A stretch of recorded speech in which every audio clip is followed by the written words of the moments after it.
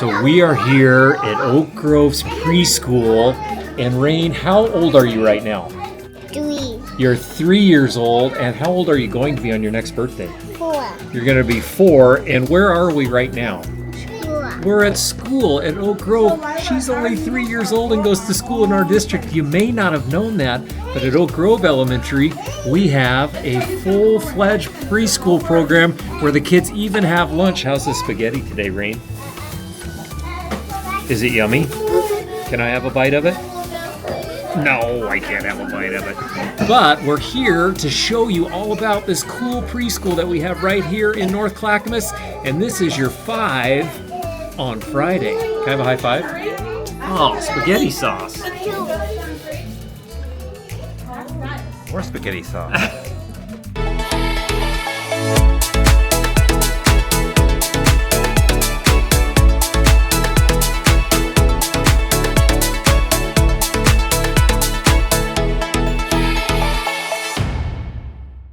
Today we're here at Oak Grove Preschool with our teacher Melinda.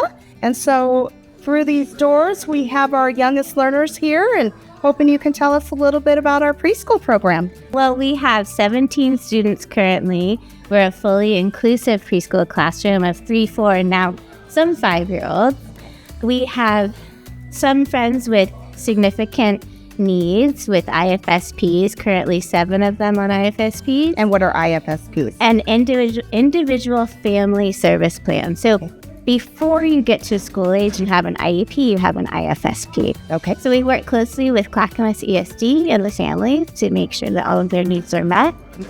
And we're a playful inquiry program, so that means we use lots of materials as thinking tools, and we focus on habits of mind.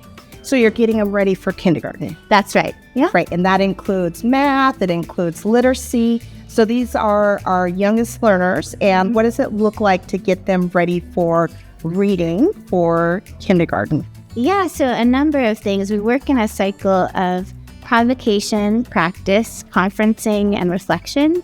And throughout those curriculum structures, we're embedding all of the strategies and skills that they need for kindergarten. So I heard you say provocation. What does that mean? So asking questions. We're big about questions. We sort of, that's the foundation of our instruction, is asking questions, inquiry-based. Okay, Yeah. I love it. And today I also brought with me one of our Associate Directors of Teaching and Learning, Jen, and I'm hoping that you can ask some more in-depth questions around literacy, which has been a main focus in our district over the last few years, and want to get into that a little bit with our preschool program as we look at what that looks like, preschool through 12. And so I'm going to turn it over to you. Well, thank you. So preschool is a beautiful place to see literacy in action, right? Most of the day, language development is happening through purposeful play, through inquiry. We were just out at the playground watching students interact. So literacy is the foundation of so much that we do in preschool. And across our system, we've been really working pre-K through 12th grade on thinking about structures like whole group and small group and one-on-one instruction. So what does that look like in preschool? Yeah, so each day we start our day with a morning meeting and we set the intention for the day. If it's something like bookmaking, we might bring in a mentor text and look at one of the things I've noticed students using but confusing, like for example, adding details to their background. So we will bring in a mentor text that spotlights that, and then we will invite them in a small group setting to an appointment challenge.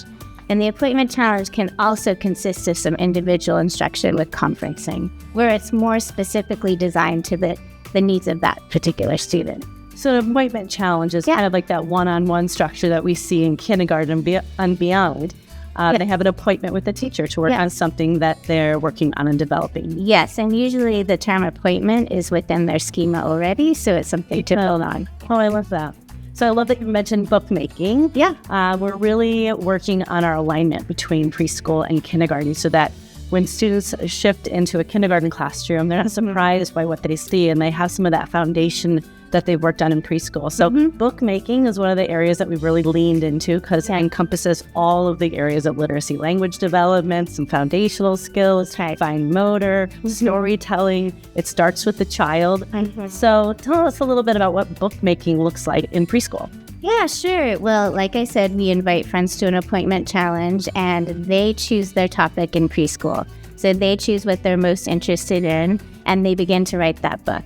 We are working with both conventions and compositions simultaneously, which is in alignment with our kindergarten teachers and friends. Can I just, and one of the things that I keep seeing as a through line when I look at some of our youngest learners and above is joy. Yeah. Can you just talk a little bit about what joy looks like in this classroom and looks like in learning? So I'll start with you and then... Sure. Well, I think I find joy every day coming to this classroom. And the students, when they come in, I think having the opportunity to assert their own agency brings joy. So when they're given the challenge and we're looking at them as capable learners, then inherently they're ready to show us their joy. And it just brings me joy every day. I love that. How about for you?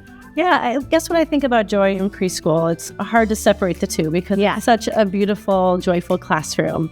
But when I think of it in terms of literacy, I just think about our students when I've seen them doing some of the bookmaking in the classroom. And when students are fully engaged with something, it's so much easier to come alongside them and give them that next nudge. Yeah. Right? So when, like you said, when they're leading the charge, when they have their agency and they're writing about something they so love or they're so interested in, the teaching becomes a little bit easier because they're so engaged and they're invested in what they're doing. And that's where I see joy. Yeah, and ready to share it with friends and family. So ready to share. And I just find joy when I come to the schools and I get to go into the classroom and see the smiles on the kids' face. And it was fun to watch them out on the playground and their moods that come in and change their muddy joy. To their Muddy shoes joy. and smell the mud. And I thank you for what you do. Yes, my pleasure. I feel like that. Yeah. Thank you.